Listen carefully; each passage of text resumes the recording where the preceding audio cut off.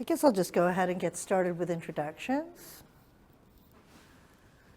Hi, everybody. Thank you for being here this morning. I know there's a lot going on campus and in the world.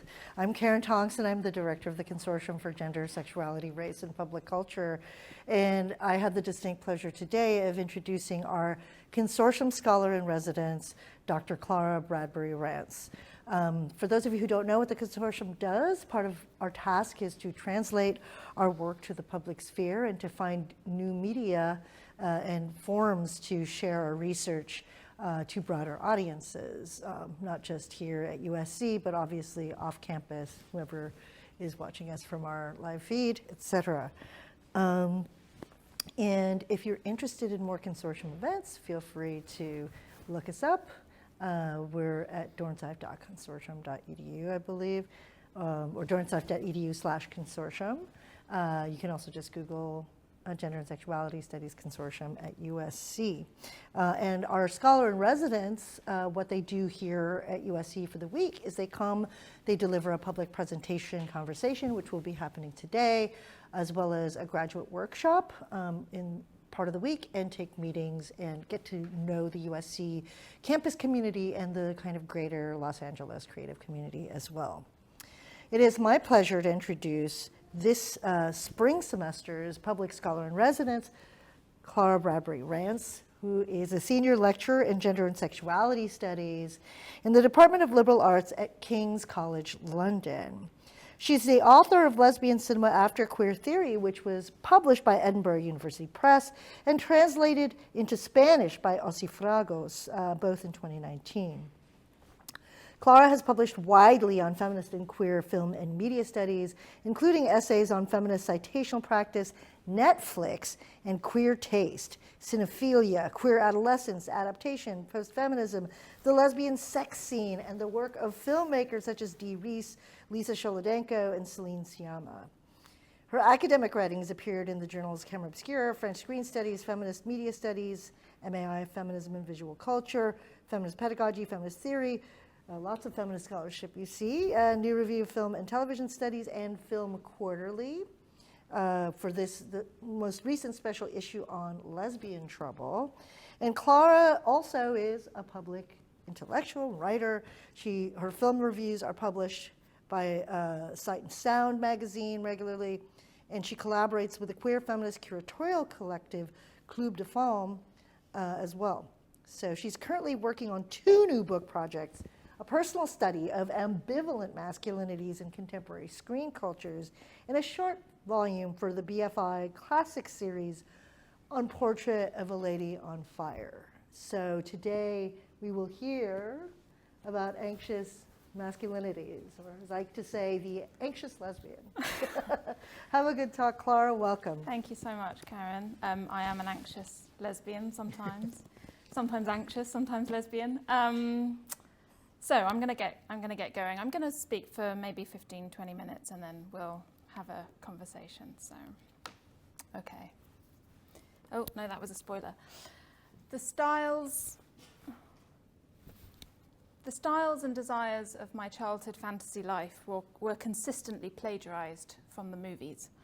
The big screen musicals of classical Hollywood created a soundtrack for an intense, repeated pleasure. Rodgers and Hammerstein, Gershwin, and Bernstein scored my gullible reverence for the mid-century rubrics of masculinity and femininity. These films were technicolor odes to another era's gender rules and roles, but I was in thrall. I too wanted to sweep women off their feet, starting with my first love, Julie Andrews. I imagined myself into various archaic stereotypes of masculine strength and standing, one day as the captain, the next day as the knight, the pirate, or the cowboy. I would scramble together shirts and neckties from my father's wardrobe and pose for a series of beaming but utterly sincere photographs. A primary school friend had a sailor suit in the dressing-up box, and my fixation was such that within minutes of visiting, every single time I visited, I would ask to wear it just one more time. I've lost the one photograph taken of me in that particular costume, so let's generously assume I looked something like this. There's a lag. But At this point in time, I hadn't progressed as far as defining for myself or for others the constellation of feelings, desires, identifications and stylizations that would mark my gender, my sexuality, or the relationship between the two. I wasn't able to articulate how my gender longings might register to the world around me. I knew in my body how I felt about Julie Andrews and how I felt about that sailor suit. But in spite of my desire, my body was not, in Madhavi Menon's words, sutured onto any given identity.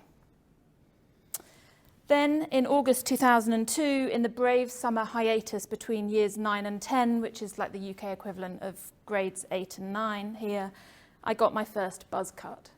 I had just turned 14, and I was still learning the ropes of an awkward adolescence. When the school term started again in September, the kids at school teased me mercilessly.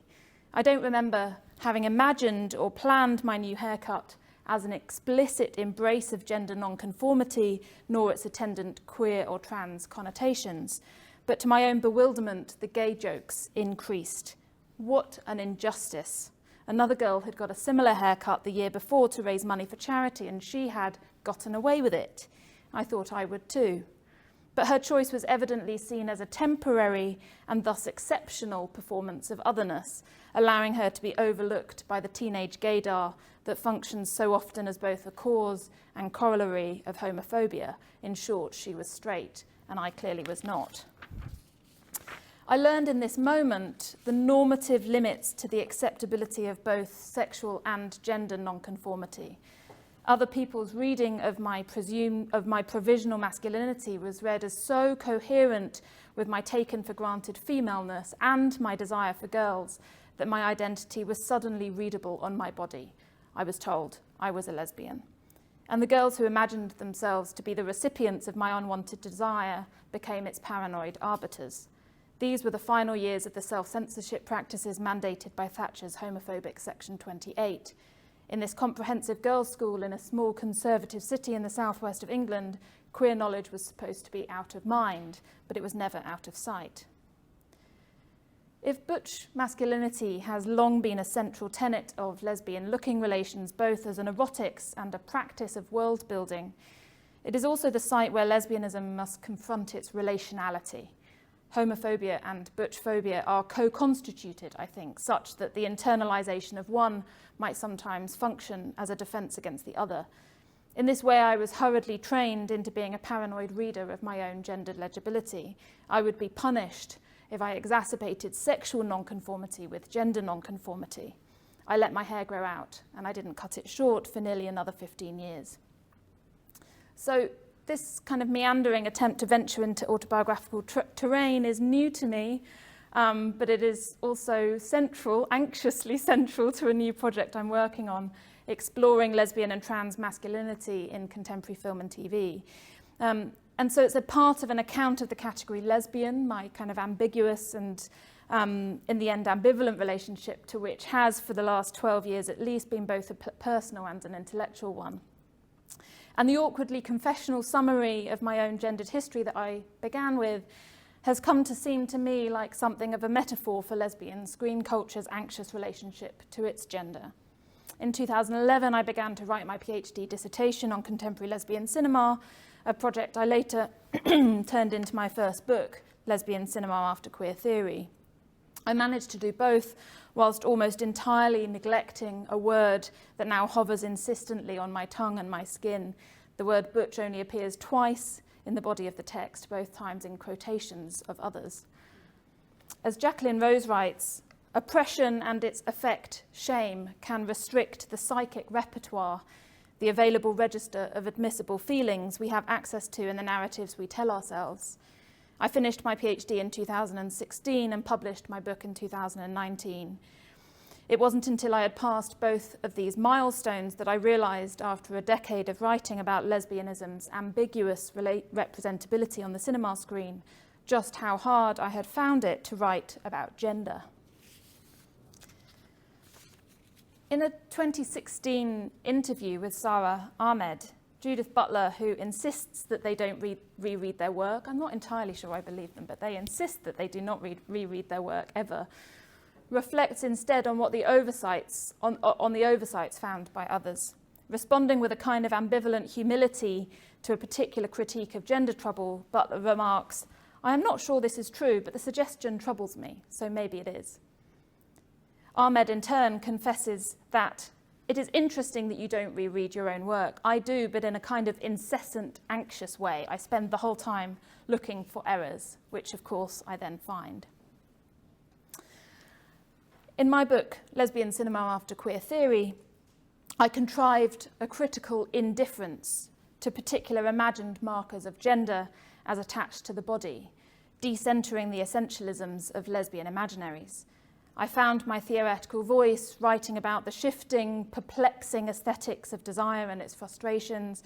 I thought resistantly about something as willfully simplifying as identity.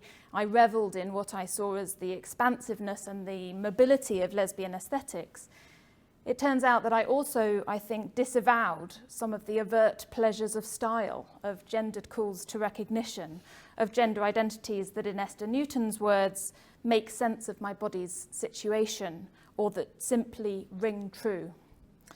So in my new writing, I'm trying to think about how gender underpins my own attachment to practices of looking at and as the figure of the lesbian in the context of the broader political and social scene.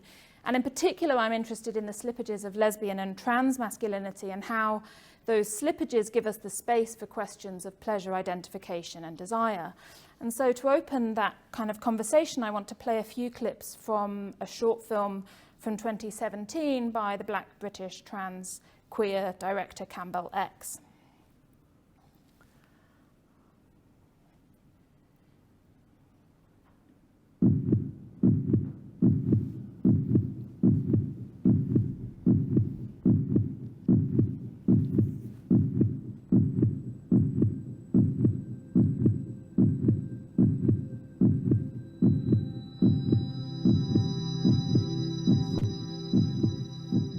There's this thing, this desire that sort of boom, boom, boom, boom, boom, boom, lives like heartbeat.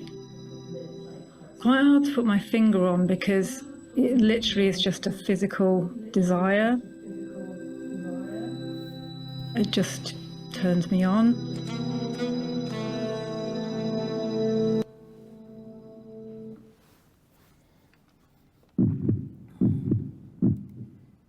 Okay, next clip. The flagrant not fitting in. The fuck you to the system kind of thing, the straddling identities.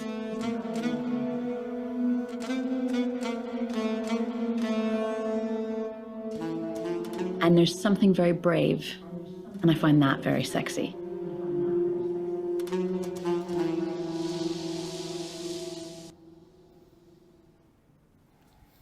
And one more clip. When it transpires that actually somebody does desire you exactly as you are, even though you might really be expecting them not to, then that's really powerful. The butchers or trans men that work in fields where not everyone else is butch or trans, because who does, might face difficulties. But I think that the more visibility there is of confident people that own their masculinity, the better.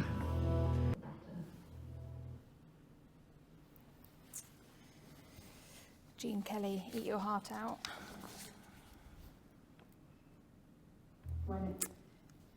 In his blurb for the film, director Campbell X writes, "Desire attempts to explore the desire for sameness and difference using the bodies of people who were assigned female at birth and now identify as men, trans men, masculine of centre, butch, stud, non-binary and aggressive. The dialogue between the images and the voiceover by femme, lesbian and bisexual women, trans men and butch women subverts a heteronormative underpinning of desire." The film also quietly articulates the dynamics of race, class and disability that structure these desires. Masculinity is read and received here as a kind of interplay of embodiment, movement, vision and fantasy.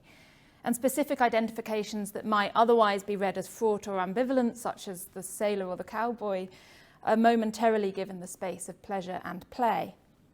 I'm particularly interested in Campbell X's preoccupation with sameness and difference in this description, and how this dialogue between images and voiceover conjures a kind of momentary indifference to fixed terms and categories of identity and identification. And in doing so, I think, amongst many other things, the film brings to the fore a kind of lesbian trans relationality that has elsewhere been read as profoundly anxious. I'm sure none of you need to be reminded that in recent years the so-called border wars have been mainstreamed by high-profile gender-critical feminists who tend to rationalise their transphobic claims either as lesbians or as allies on behalf of lesbians who are deemed in need of protection. I think, by the way, that this weaponisation functions in a very specific way in the UK, in a quite insidious way in the UK, and we can talk about that later. But I'm particularly concerned with how, through a misattributed mourning of butch masculinity, the lesbian is frequently imagined in these discourses as somehow being the victim of trans rights rather than the beneficiary of trans rights. But, as Marky Bay writes, cisgender cannot capture some of us who are nonetheless hailed by it. So my interest and my intention is neither to straightforwardly recuperate the lesbian from an entanglement with transphobia, nor to banish lesbian studies as an anachronistic or worse, nostalgic project, and nor do I want to either defensively deny nor quietly sidestep the anxiety sustained by sticking with, attaching to lesbian studies.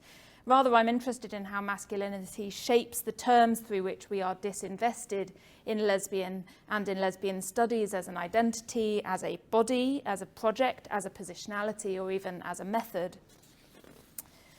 In his book, The Terrible We, Cameron Awkward-Rich comments that it is a commonplace within trans worlds that reading in a trans way might, in fact, make you trans. In order to think on the question of what makes lesbian studies anxious, I kind of want to paraphrase Awkward-Rich to ask what if watching in a trans way makes lesbian film studies trans? As you've seen, Desire, the film, begins with translucent flashes of masculine figures silhouetted in black and grey against a white background. Over the course of this 10-minute film, a range of off-screen voices articulate their desire to be touched or to be fucked by, and sometimes to touch in turn, the masculine figures who appear on the screen. Sometimes the voices label their desire and its objects as lesbian, sometimes as trans, sometimes as neither, sometimes as both. The film's close-up imagery, like the pulsing of the heartbeat and the tender, inquisitive, sly tones of the saxophone, compel you to notice your own embodiment as you watch. In other words, it's hard not to get turned on. But the film is also about watching and about what watching allows you to know. Its radical and pleasurable intervention is that gender nonconformity, as it manifests differently on different bodies, is central to the desirability of masculinity itself. And yet, on an undergraduate module that I teach at King's College London that I call Queer and Trans Screen Cultures, we lend our attention to the work of that and, queer and trans. And we think about the convergences and divergences of queer, lesbian and trans cultures of visual legibility. In other words, we think about the idea that sexuality and gender have both everything and nothing to do with each other. When I first screened Desire for my students, many of them were affronted by the film's refusal to disaggregate butch and trans bodies and desires. The students described themselves as explicitly anxious about what they saw as the film's indifference to this difference, to borrow from the title of Madhavi Menon's book on queer universalism. While some of the bodies on the screen when we watch Desire may be attached to lesbian identities or identifications, as may some of the voices off screen, we know that others are not, and the film is not interested in the work of spelling that out for us. Eliza Steinbock indicates that this is one of the generative capacities of cinema for representing gender, the staging of disjunction. In Steinbock's words, one's perception of seeing and speaking can be disrupted by the disjunction between what one thinks they see on a body and how that body speaks, its subjective identification. In Desire, this is built into the fabric of the film through the disjunction of sound and image. The asynchronous mismatch between the desiring voiceovers and their objects widens the indexes of both desire and desirability.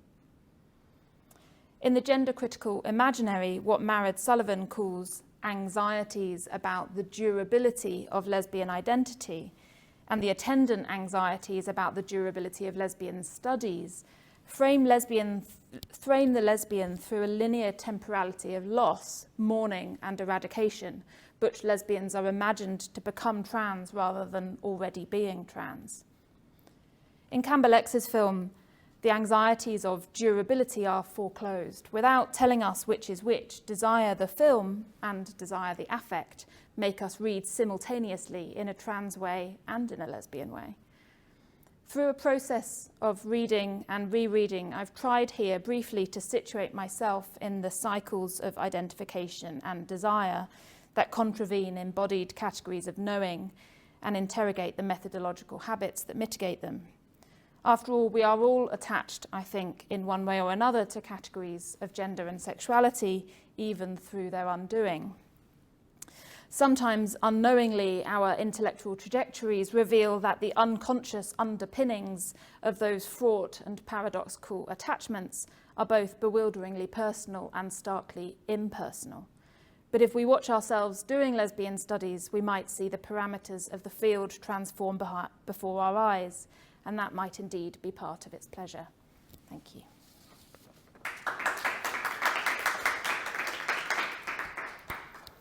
And now we'll be participating in a conversation about Professor Bradbury-Rance's talk. Let me make sure this is unmuted. And also, obviously, we'll have room for questions and commentary as well. Thank you so much for that talk, Clara. Thank you. And for beginning with such a provocative autobiographical account of, the desire to inhabit masculinity in these ways, often projected onto screen cultures and other forms of popular culture and consumption. And I guess one of the places I wanted to start is to ask you about style and lesbian style, or a perceived lack thereof, right? And how that maps onto the gendered spectrum of lesbianism. Yeah. It's obviously Elizabeth Freeman's work on temporal drag talks about how lesbian exerts a kind of pull, a drag, a kind of almost already too late relationship to style, time, etc.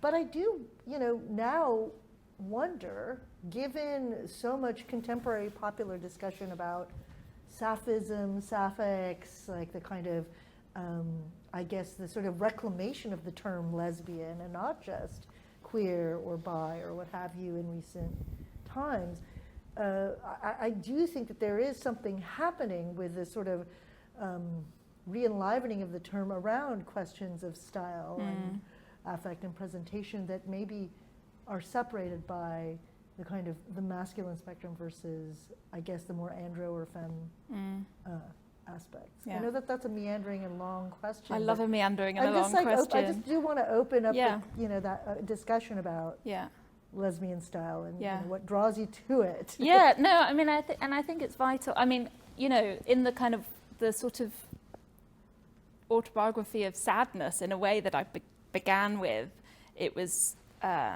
my sort of ambivalent teenage disavowal of butchness in order to try and shed the kind of obvious markers of my lesbianism.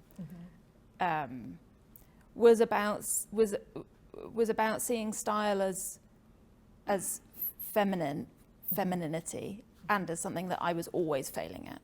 I mean, of course, we're always failing at everything, but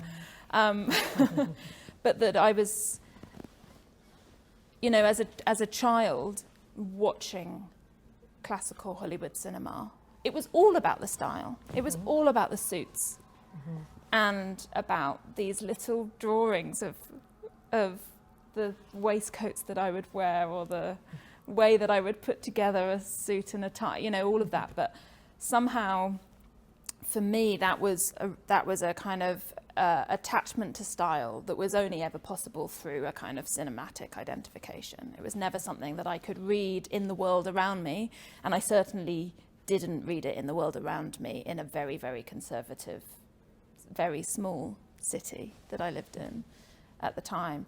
And so I guess that's part of it, right? That the cinema enabled me to kind of imagine doing gender in this pleasurable, the pleasurable way, and that wasn't something that I was able to kind of read in the world around me.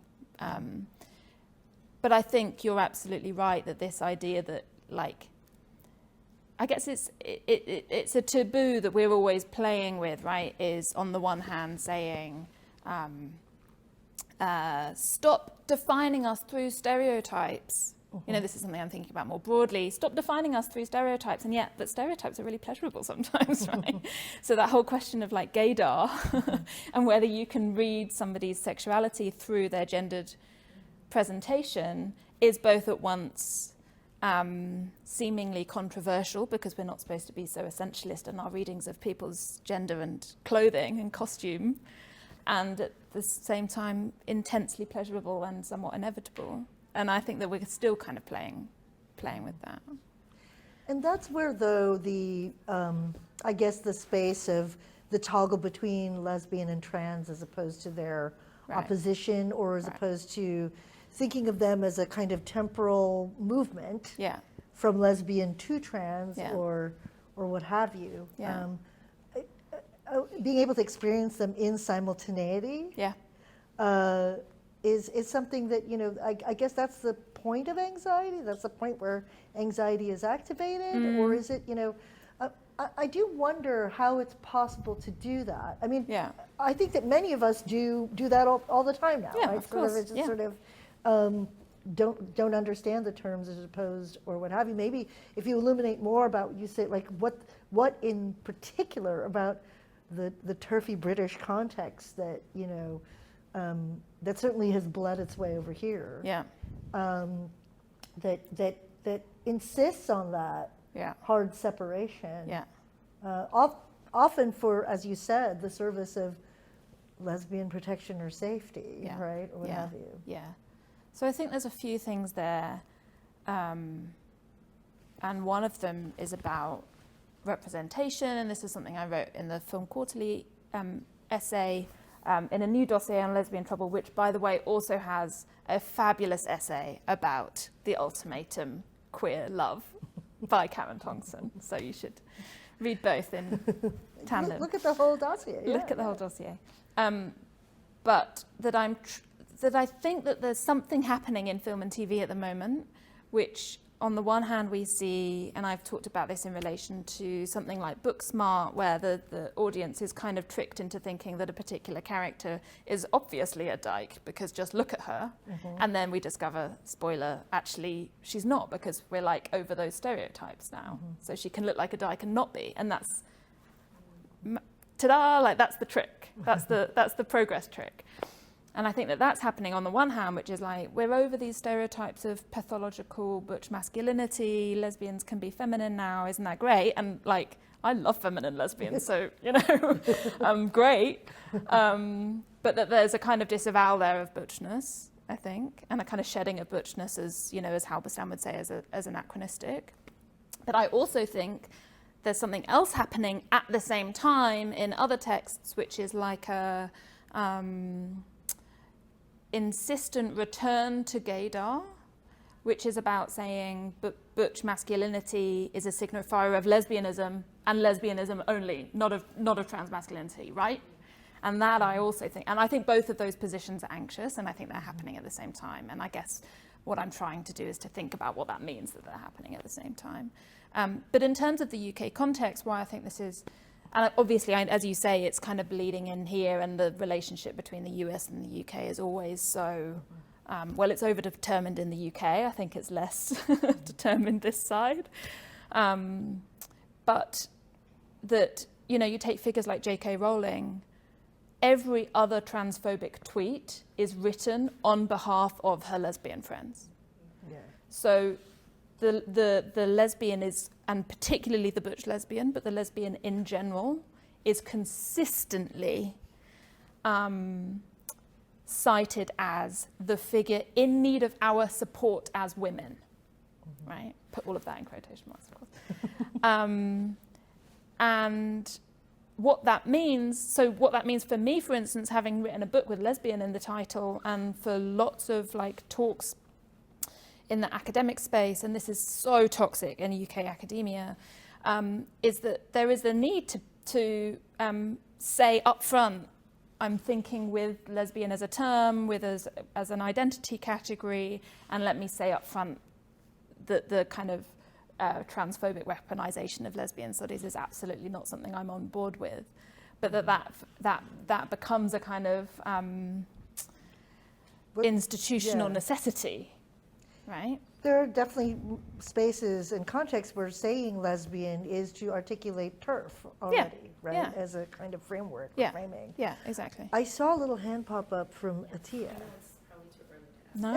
It's okay, we can. I'd love it. Based on what you were saying, I was just thinking about, this kind of slippage or tension between an anxious lesbian masculinity and trans masculinity, but I was also thinking about how, in some ways, this embodiment of masculinity reveals that masculinity itself is anxious, right? The anxiety within masculinity itself because of the violence of patriarchy. Yeah, yeah. And maybe, thinking of queer and trans masculinity actually opens up space for masculinity outside of that patriarchally anxious, violent masculinity. Yeah. So it's, and they're the pleasure. Yeah. Right? Yeah. Like what is possible within masculinity outside of that? Yeah. And can we get outside of that? Yeah, and you're absolutely right that's the kind of like toxic masculinity, right? Is the sort of underlayer of a lot of this discussion, and there's a show I've written about a little bit, 20s by Lena Waithe. It's like Lena Waithe's kind of semi-autobiographical show, and the kind of the main character in that show is trying to figure that out. Like, what does it mean to attach yourself to masculinity when masculinity itself is so fraught for feminists and for trans folk and for people on the left and for anti-racist folk? Like what do we do with the patriarchy when we also attach to masculinity as a style or as a position? So yeah, I think you're right that's a kind of the seed of a kind of anxiety. And there's a book that I really like by P. Carl called Becoming a Man, where he talks about his transition and talks, I think, really, really beautifully about that precise ambivalence. Like, what does it mean to feel ambivalent as a feminist about the masculinity that is nevertheless both pleasurable and absolutely foundational and necessary to you, and how you manage that. Yeah. Well, and there is a kind of deprivation around imagining what the spectrums of masculinity are, right? And especially even vis-a-vis transness, right? And there's almost a kind of the kind of pinning transness to a real or some sort of concept of the real, in a way that the hyperbiologized relationship to what transness is, what transition means, et cetera, where that it doesn't account for, sometimes that masculinity is going to present on the trans masculine spectrum, going to present very differently, or be configured in a way that is unexpected and not seen in the kind of registers or articulations of that, I suppose, the perilous toxic masculinity that particularly TERF culture pins to. But primarily, though, their war, it seems to me, is with trans women, right? I mean, it's with all trans people, of course, but where the protectionism comes in is around the category of woman, and like lesbian as fundamentally woman, right? Yeah, but it's and again, I know the UK context most, it's this complicated situation where trans women are the threat. Trans women are read as the threat to women, and trans men are read as the threat to women insofar as they have stolen the butchers, right? Like they are the butchers who were the butchers and are no longer the butchers, right? Yeah. Rather than having been trans all along or still being butch or whatever it might be, right? And I mean, I think the other thing is that there seems to be, and this is something I'm really trying to work through, that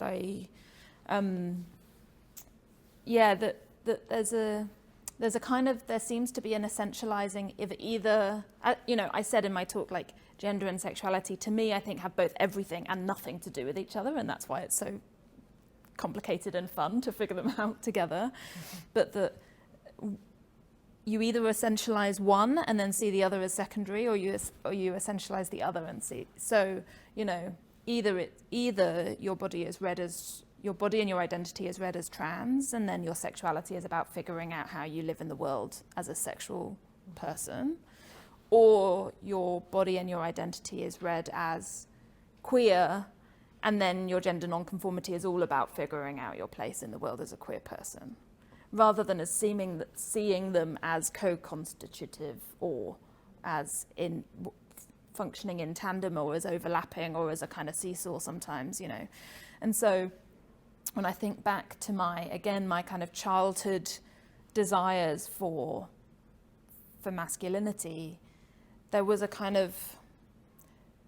very much a reading of that childhood desire for masculinity as trans that I think I shed because it was always positioned through the cinema as well, is the other.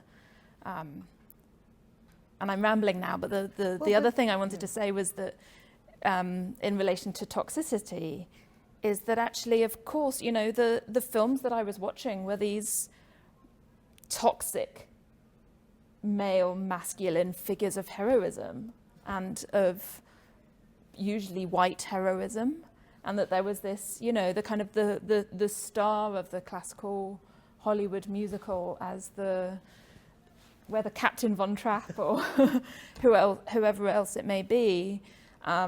Yes, there are obviously ways of finding other pleasures in masculinity, but those were the figures that I was attaching to as a 5-year-old, right? And imagining myself into. And obviously that there's therefore an ambivalence there, yeah. Well, I wanted to ask actually about imagining oneself into, and to kind of go back to that. Yeah. If anxiety is the condition that's produced by, these terms in close proximity, and yet somehow...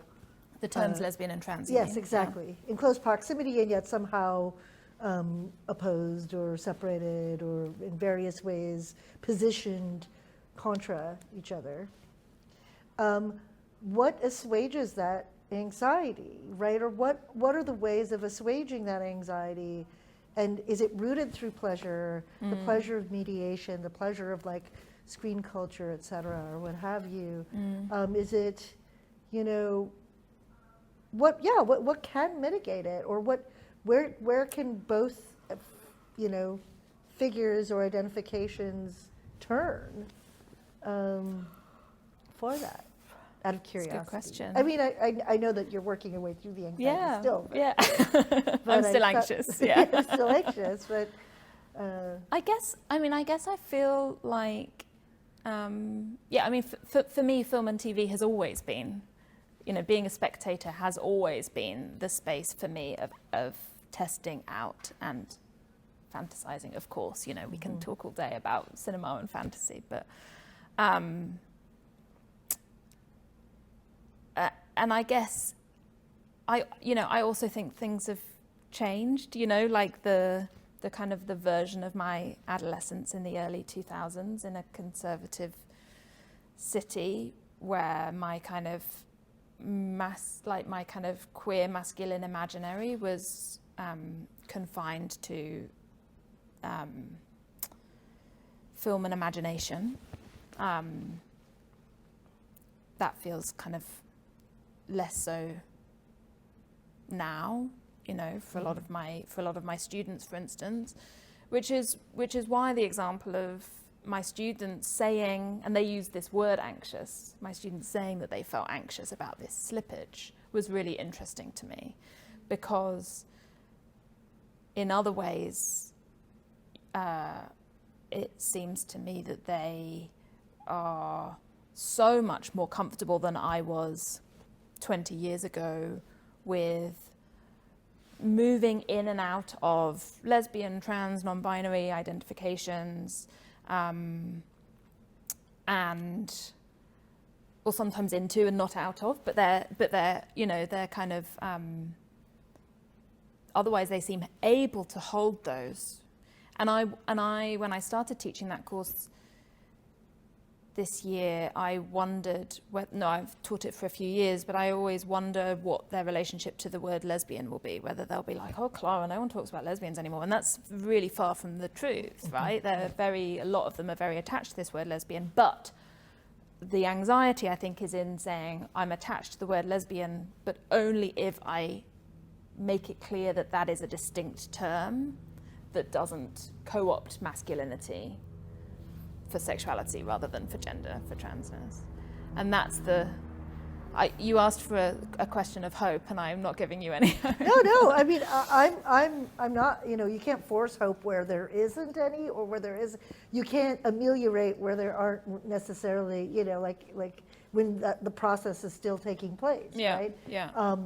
But I do, you know, I know that there's just a big deal. I mean, I brought this up when we were at our Cinema and Media Studies panel at the conference about just like, you know, the intranet, I sound so old, like the social media platforms went wild when Renee Rapp initially came out as bisexual, but then came out as lesbian, you know, like there's this, there seemed to be like a rapturous, like, you know, expression of that, or from, you know, following occasionally the Gaylor discourse, you know, around Taylor Swift. Only occasionally. Yes. But, you know, but like the search for explicitly lesbian subtext, right? Yeah. You know, not even thinking queer or bisexual, what have you, but like these sort of lesbian attachments and affects that are playing themselves out in mass culture right now. Yeah. You know, at a moment where scholars, you know, we have Baron Sullivan's book, and you know, people, you know, and I don't know what people do with something like lesbian studies as a category anymore, either, right? Like it's sort of not like nobody hires in the field, let's say. But you know, where intellectually maybe it's in the field of like intellectual culture that the lesbian is passé, but in the world of popular culture, the lesbian is still quite alive, you know, or finding new life in these different iterations. Yeah, and I guess what I'm interested in is, I completely agree, and given that kind of pop culture context, I guess my question is like, how can the lesbian be anything other than anxious, given how the lesbian has been weaponized by transphobic imaginaries, right? Like how can lesbian not be anxious in this moment where so much is at stake? Yeah. Maybe that's where the term sapphism comes in. It's all like flowing robes vibes, you know? I mean, I don't know. I don't want to flatten it to that, but certainly there is some of that. Yeah. I want to open the floor to questions. We have, you know, a little bit of time left for that right now. Any questions or comments? Professor Belcher. Keep digging into this butch lesbians imagined as becoming trans. Yeah.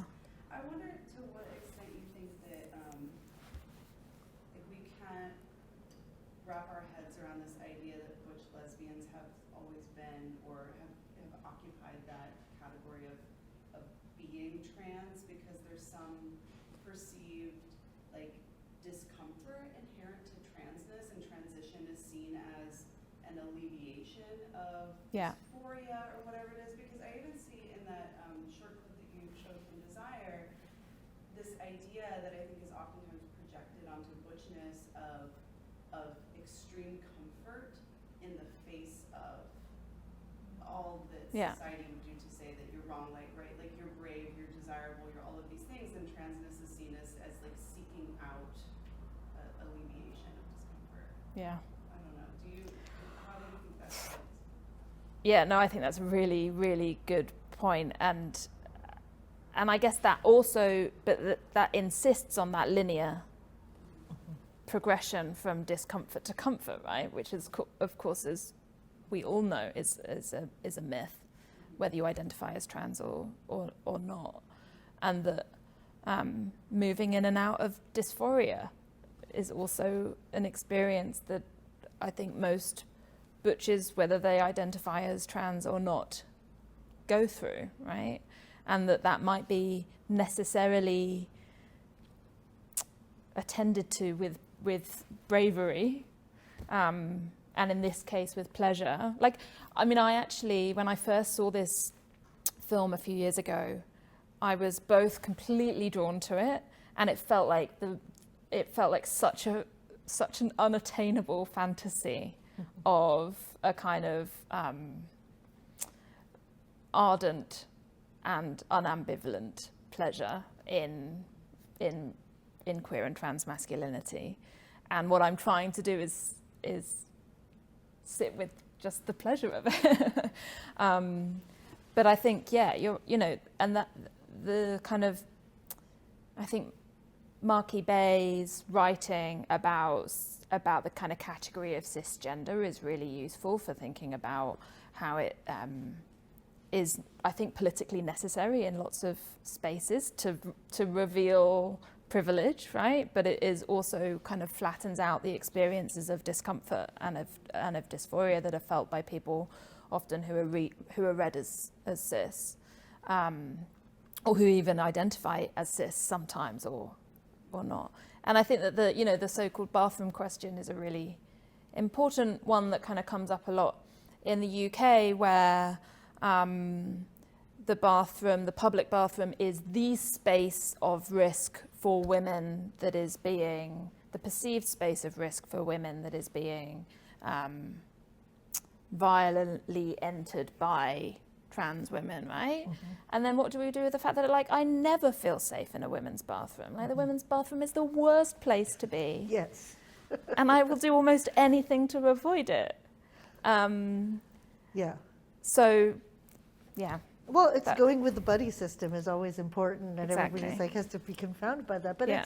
it's in terms of the with just the silliness, like silly but also dead seriousness of like bathroom politics is, that it's actually the most uncomfortable for anybody who may appear gender non-conforming, you know? Yeah. And that includes cisgender men with long hair, or like or straight moms with short hair, maybe from the Midwest going into a bathroom, right? Like, I think that it's sort of, there's definitely, whatever, that's where the peril is in the people who are policing the space, not in the people who are just trying to enter and use the space. Where I think, I don't know if you watched the series on Showtime, I am forgetting the name, speaking of anxiety. Work in progress. Work in progress, exactly. And in particular, that bathroom episode, which really kind of exploded all of these different aspects of, who gets to use panic in, like, there's a whole full panic attack that transpires in the bathroom that is played for kind of political commentary and hilarity. Yeah. I mean, I guess the other thing to say is that, and this is Campbell X's interest in sameness and those old terms, sameness and difference, right? Mm-hmm. Is that I also think that we as queer and trans scholars can hold the space for understanding in dysphoria, right? In terms of embodiment, and for some people in some moments, for some people throughout their lives, a kind of the medical or the legal feels absolutely vital for safety or for thriving, or and for others it doesn't in one moment and then might in the next. And I think we need to be able to to hold that, and the reason that I think that it is important, you know, we're also just have to talk about strategy, right? And in some moments it is important to articulate the distinction between trans and cis in order to fight for trans healthcare, or to fight against what, like Dean Spade calls, the administrative violence that is that attends to trans life. And in other moments, we need to be able to think about the slippages and the kind of the similarities. I mean, I think when I began this project, I think I somewhat naively thought it was a project about thinking about the shared histories of like butch, lesbian and trans identification and identity on screen. And I very quickly realized that it's not just about celebrating the similarities, it's also about attending to the anxieties and the ways in which those terms and identities are weaponized against each other. And like, this is all happening in that context, and I don't think we can ignore that. Any other questions or comments? I'm wondering about the term anxious and anxiety, and if it is necessary, because it seems like it's coded as negative, like a negative. Is it a negative emotion? I guess that's my question. Is it a negative emotion? Because I feel like we're talking about anxiety as though it is negative, or is it? What's up with anxiety? Yeah. I guess I just see, I don't know, you should ask my therapist. And she can, I guess I wonder it's a if great it's question. Constitutive to the lesbian identity. Well, I was just going to say, I see anxiety as so inevitable that I'm not sure I see it necessarily. I guess what I have to say is, I don't see it as something that we process and then move through to the other side. I don't see another side. Is it generative? Like, I'm wondering, like, what's the potential of this anxiety too? Yeah. So it's not just like a discomfort or a suffering. Yeah. Or, you know what? Yeah. It's percolating. Well, I mean, I guess there's, I guess yeah, that's a great, it's a great question. I mean, I guess there's all sorts of, I think that we can see this at the, like, if we see it at the, aesthetic, visual, representational level, I think that anxiety produces a kind of frothing up of different ways. A frisson. The thrill, yeah, exactly, yeah. Of what it means to represent desire outside of the, like, happiest season model, right? And then if we think politically, I think the anxiety is generative because, as I said, how can we do work as lesbians or with lesbians or with the word lesbian as a term? In that case, I think anxiety is also about, like, accountability. So yeah, I think it can absolutely be generative, but it also sometimes feels really shitty. And I guess both things are true. But it's a great question. Yeah, I think it's just like that both. Like, how do you hold space for both, and in what moments, right? Because it's shifting all the time. Yeah. Our relationship too. Yeah. Yeah. I'd say it's also fascinating. I think that, we only have, like, maybe time for just one more exchange or what have you. It's I don't know if you've seen the Indigo Girls documentary, It's Only Life After All. I have not yet seen it, but I am such a Indigo Girls fan.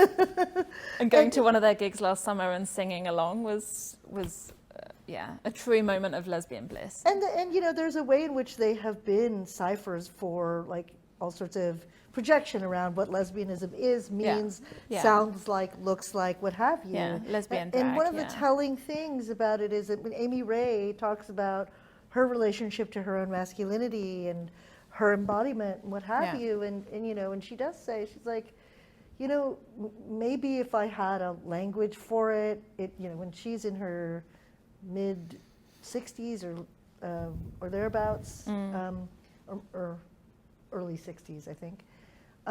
You know, maybe she would be someone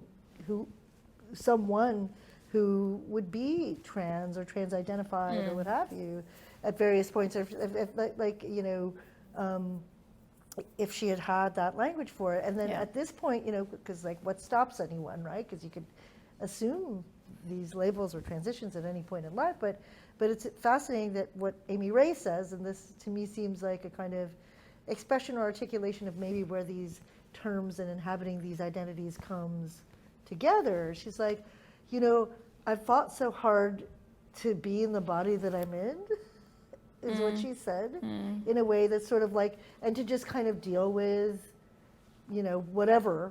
And she's just, I don't really care anymore. You can call me whatever, you can, you know. So that's sort of that was her framing or discussion of it.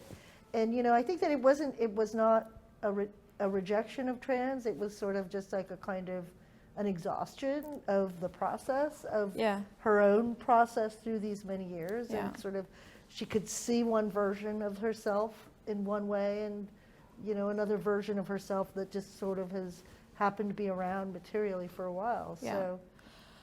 Yeah, I mean, a couple of things that I think that idea of the exhaustion of being in a body also, you know, speaks to obviously like the intersections of gender and sexuality here, with race, with disability, with class, and my relationship to my body, coming back to the question of dysphoria, like, is also as a disabled person who has been medicalized my entire life through multiple like orthopedic surgeries that give me a very particular relationship to my gendered body. I also think that the thing I said in my talk about having been my gender nonconformity in that moment as a 14-year-old being read as a signifier of lesbianism is like very specific to like 2002. And now it would be read very differently, and the way that I would be read would hugely shape the way that I identified, I imagine. You know, the whole, like, if I was 16 now thing, my relationship to my gender and my sexuality and the relationship between the two would be completely different.